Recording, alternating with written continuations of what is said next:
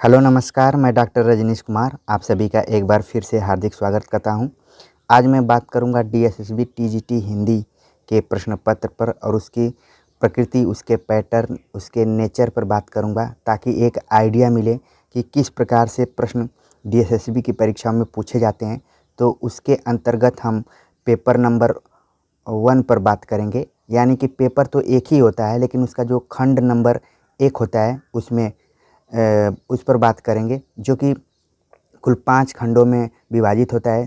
सामान्य जानकारी, भाषा परीक्षण के अंतर्गत हिंदी और अंग्रेजी की और फिर रीजनिंग, गणित, इन सब में डिवाइडेड होता है। कुल 100 नंबर्स का होता है। तो इसमें अलग अलग कैटेगरीज में कुछ मार्क्स हैं जो कि क्वालिफाइंग हैं, जिस पर कि हमने एक वीडियो में विस्तार से चर्चा किया हुआ है।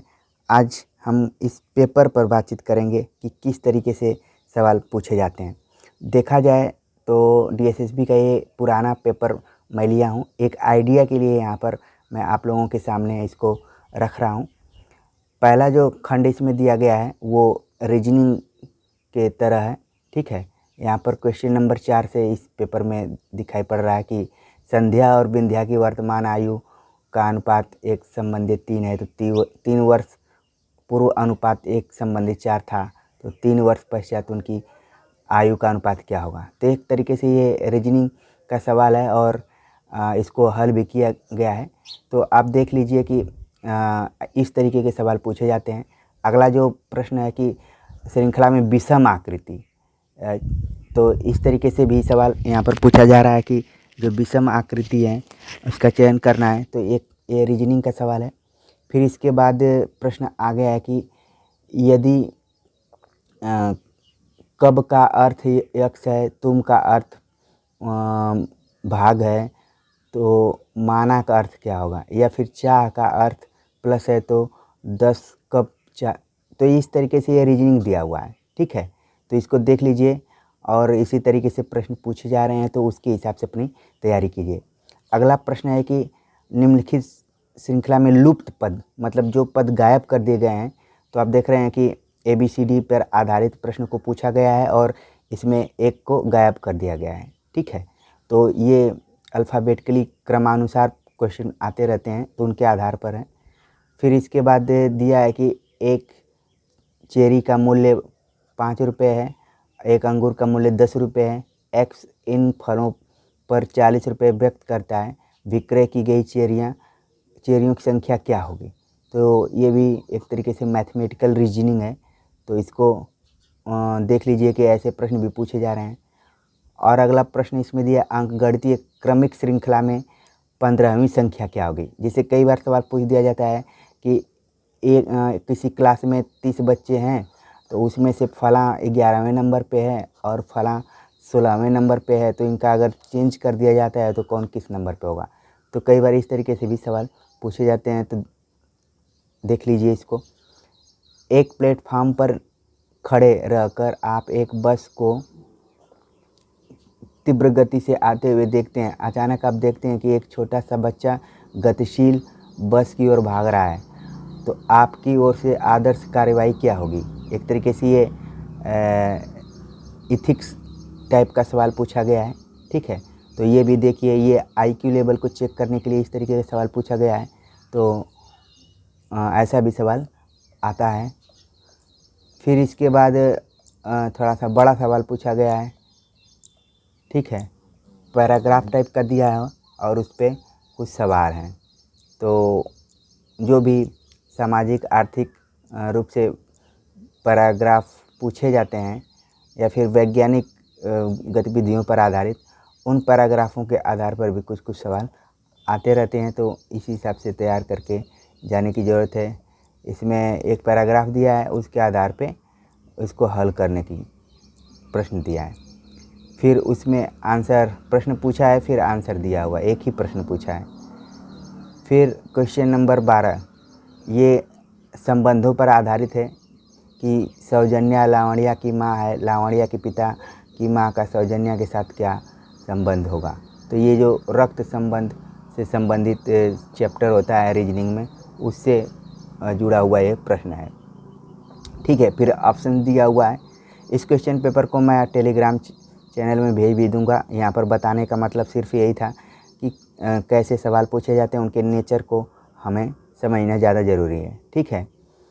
फिर अगला प्रश्न दिया है कि उत्तर आकृति में दी गई आकृति निहित है। अब पहले ही आंसर दे दिया गया है, अब उस आंसर के आधार पे इसको छांटना है। ठीक है, कि कौन सा सही है।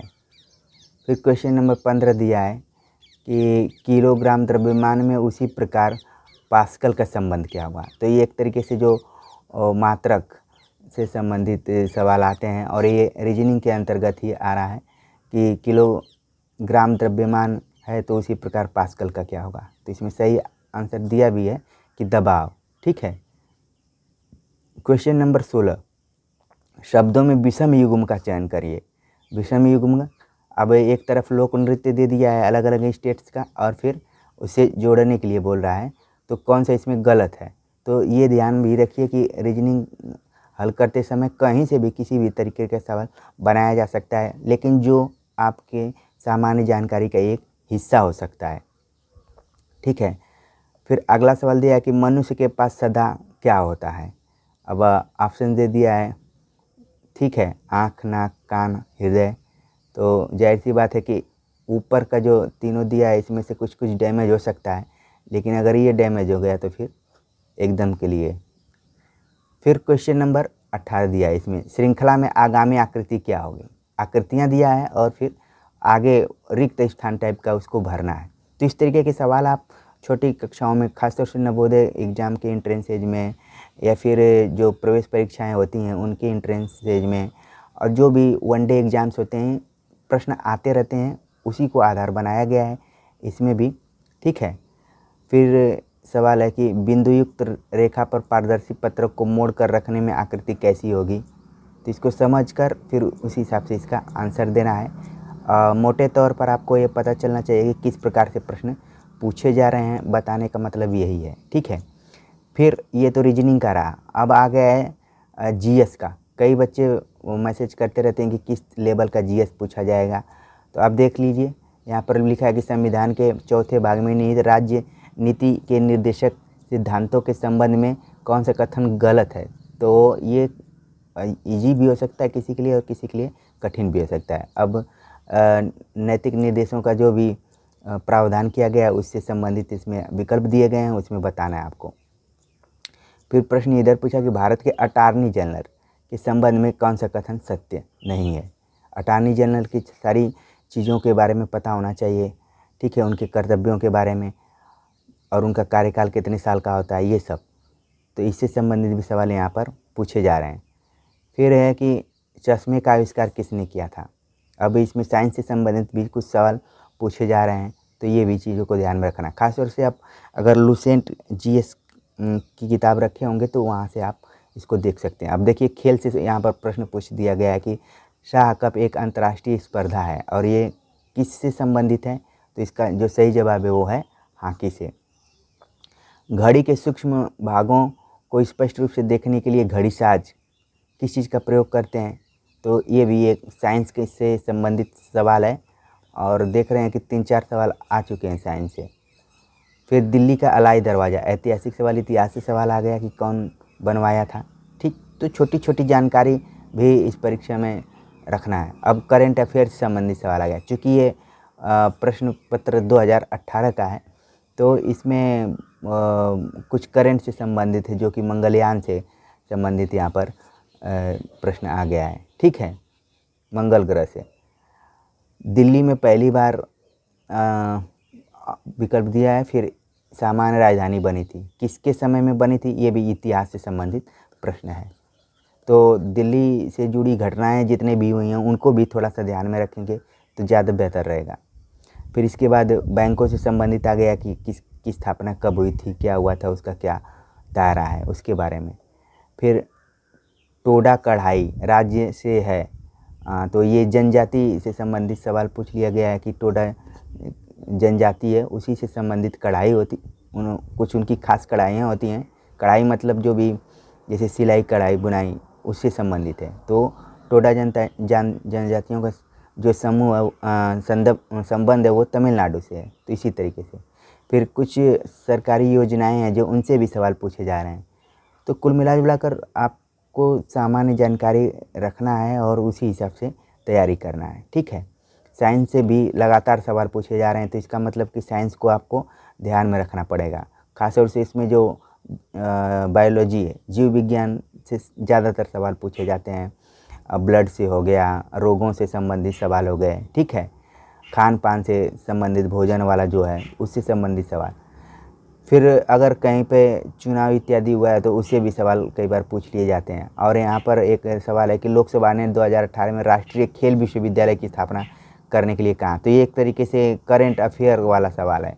तो आप जब अगली बार एग्ज़ाम देने जाएंगे सितंबर में, तो कम से कम 6 महीने पहले का जो जीएस है उसको ध्यान में रखना पड़ेगा आपको, ठीक है। शिवाजी ने शताब्दी ईस्वी के दौरान दक्षिण में मराठा राज्य की स्थापना की थी। कब की थी? 17वीं शताब्दी में, ठीक। तो ये इतिहास से भी ज़्यादातर सवाल पूछे जा रहे हैं और साइंस से ज़्यादा सवाल पूछे जा रहे हैं। अब यहाँ झील के बारे में पूछ दिया कि कौन सी झील उड़ीसा में है, तो सामान्य भूगोल की भी जानकारी होनी ज़रूरी है। कुल 20 सवाल बनने हैं, उसी में से कुछ सवाल साइंस के रह रहे हैं, कुछ सवाल इतिहास के हैं, कुछ पॉलिटिकल साइंस के हैं, कुछ ज्योग्राफी के हैं, कुछ करेंट अफेयर के हैं।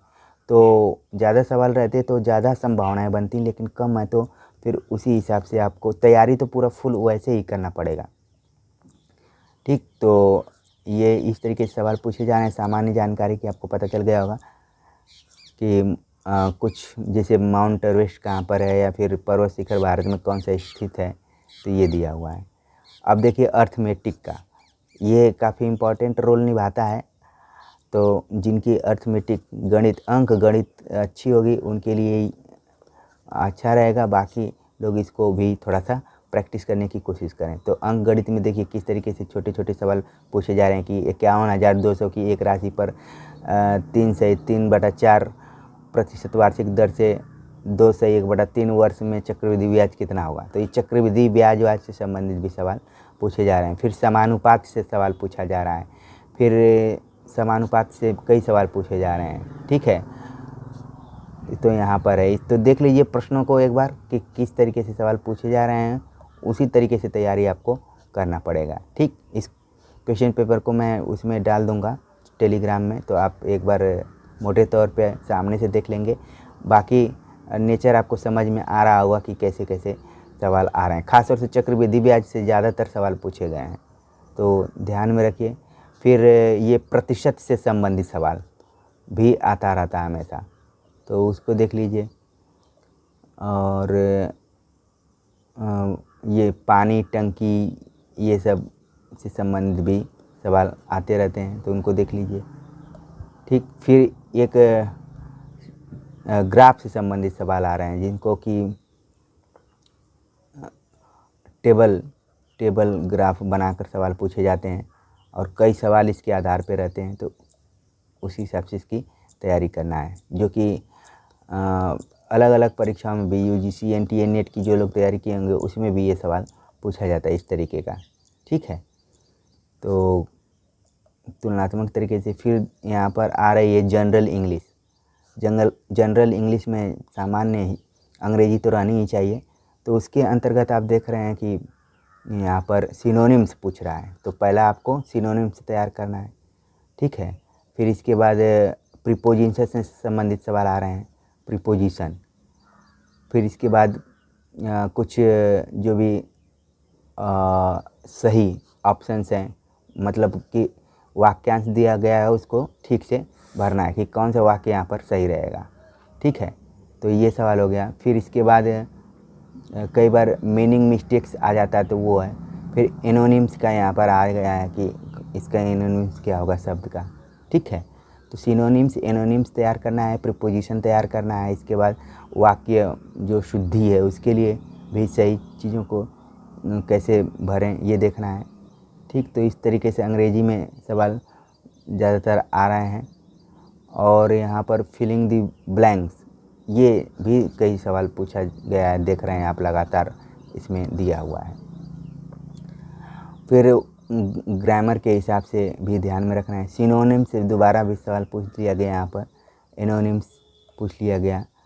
फिर एप्रोप्रिएट ऑप्शंस के बारे में ज़्यादातर सवाल इसी से देख रहा हूँ कि आ रहा है यहाँ पर, ठीक। प्रीपोजिशन से फिर एक लंबा चौड़ा पैराग्राफ देता है, उस पैराग्राफ के आधार पर कुछ सवाल रहते हैं, तो ये भी ध्यान में रखिए। अपठित गद्यांश जिसको कहा जाता है हिंदी में, ठीक है, तो उससे संबंधित सवाल रहेंगे।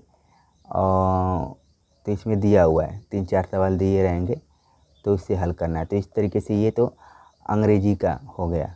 अब देखते हैं कि कुल 20 सवाल रहेगा, फिर इसके बाद हिंदी में हम देखते हैं कि किस तरीके से सवाल पूछे जा रहे हैं, ठीक है। तो एक मोटा आप लोगों के दिमाग में बन रहा होगा कि DSSSB में किस प्रकार से प्रश्न पूछे जाते हैं और उसकी तैयारी कैसे की जा सकती है। जनरल हिंदी से संबंधित प्रश्न आ गए हैं यहाँ पर कि जातीय भेदभाव समाज को नष्ट करता है में विशेषण कौन है। तो विशेषण से संबंधित मैंने वीडियोज इत्यादि बनाई हुई है, तो आप उसको देख सकते हैं और एक आपको नॉलेज हो सकता है वहाँ से। फिर व्यंजन से सवाल आ गया है, स्वर और व्यंजन को लेकर भी मैंने वीडियो बनाया है और उनका जो उच्चारण स्थान है उनको बताने की कोशिश की है कि कैसे आप समझ सकते हैं चीज़ों को, ठीक है। फिर संधि से सवाल आ रहा है, संधि से सवाल आया हुआ है, संधियों पर भी हमने डिस्कशन किया हुआ है, तो एक बार देख लीजिए। फिर प्रैक्टिस के साथ ही जो भी चीज़ें नहीं क्लियर होंगी उस पर हम लगातार बात करते रहेंगे। फिर अशुद्ध, शुद्ध अशुद्ध से संबंधित है कि कौन सा इसमें शब्द शुद्ध कौन सा अशुद्ध। प्रत्यय से संबंधित सवाल आ रहा है, पर्यायवाची से संबंधित सवाल आ रहे हैं यहाँ पर, ठीक है। फिर काल कि जो भी वाक्य दिया गया, मैं आगरा गया था, तो कौन सा काल है, सामान्य भूत, पूर्ण भूत, अपूर्ण। तो भूत के बारे में ये दिया गया है, तो काल के अंतर्गत भी कई डिवीज़न रहते हैं, तो उसके हिसाब से भी प्रश्न पूछे जा रहे हैं। तद्भव से सवाल पूछा गया है, ठीक है। कर्मवाच्य, कर्तृवाच्य, आश्रित, भाववाच्य, एक वाक्य से भी जब ज़्यादा सवाल पूछे जा रहे हैं, तो व्याकरण में इन सारी चीज़ों को देखना पड़ेगा। फिर उपसर्ग से सवाल पूछा जा रहा है कि कौन सा उपसर्ग लगा हुआ है, तत्सम, ठीक है। फिर अघोष, सघोष, इस पे तो काफ़ी डिटेलिंग से मैंने बताने की कोशिश की एक वीडियो के अंतर्गत कि सघोष क्या है, अघोष क्या है, महाप्राण क्या है, अल्प प्राण क्या है, ठीक है, ये सब बताया है। तो आप एक बार ज़रूर वहाँ पर विजिट करिए, देखिए उसको। फिर प्रैक्टिस के अंतर्गत और भी चीज़ों पर हम डिस्कशन करते रहेंगे कि कैसे और आसानी से चीज़ों को याद किया जाए। यहाँ पर समुच्चय बोधक अव्यय या अव्यय के बारे में पूछा जा रहा है कि कौन सा है, तो अव्यय से भी सवाल आ रहा है। मुहावरा लोकोक्तियों से भी सवाल रहेगा। समास से, समास पर भी हमने डिस्कशन किया हुआ है, तो इसको देख लीजिए आप। खगी जाने खगी की भाषा लोकोक्ति का आशय है। लोकोक्तियों से संबंधित भी लगातार सवाल पूछे जा रहे हैं, तो इस हिसाब से देखिए। विलोम से सवाल आ रहा है, विलोम हो गया। फिर स्त्रीलिंग, स्त्रीलिंग पुल्लिंग से भी सवाल आ रहे हैं कि कौन सा शब्द स्त्रीलिंग है, कौन सा पुल्लिंग है। ये DSSB में तो है, UP TGT PGT में भी कई बार ये सवाल पूछा जाता है। तो इससे संबंधित भी वीडियो हमने अपने प्लेलिस्ट में रखा हुआ है, आप एक बार ज़रूर जाके विजिट करिए। अगर नहीं मिल रहे तो कमेंट्स भी करके बताइए ताकि आपको पहुंचाया जाए पूरा मैटर पूरा उपलब्ध है, बस उसको ठीक से आपको देखने की ज़रूरत है, ठीक है। तो ये तो रहा पूरा 20 प्रश्न यहाँ तक पेपर का जो पहला खंड है उससे संबंधित। तो उम्मीद है कि आपको एक अनुमान लग गया होगा कि किस तरीके से प्रश्न पत्र बनाए जा रहे हैं और सवाल के पैटर्न क्या हैं, उनके प्रति एक समझ विकसित हुई होगी। उसी हिसाब से आप अपना तैयारी कीजिए और बाकी हम लगातार आपके साथ बने रहेंगे और जो भी आपको टॉपिक्स नहीं क्लियर हो रहे हैं उन टॉपिक्स पर भी बात करेंगे। मिलते हैं नए टॉपिक के साथ, तब तक के लिए नमस्कार।